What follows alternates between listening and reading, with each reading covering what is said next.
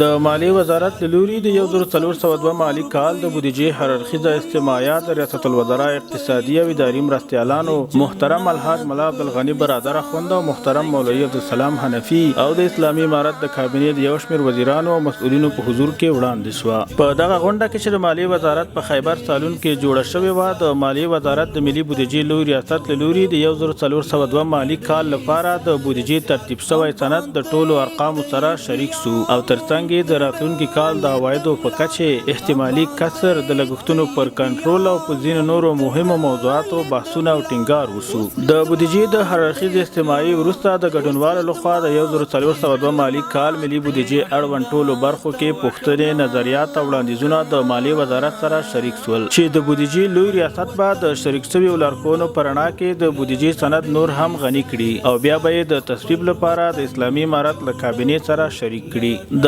یادونې وړ ده چې مالیې وزارت د ملي بودیجې د منل شوي معیاري سند د چمتو کولو په موخه له دې وړاندې هم د دولتي ادارو سره سلا مشورې کړي دي چې د ټولیزو سلا مشورو پر بنسټ به یو ټول منلی ملي سند چمتو کړي او د تصویب په موخه به یې د اسلامي امارت له کابینې سره شریک کړي.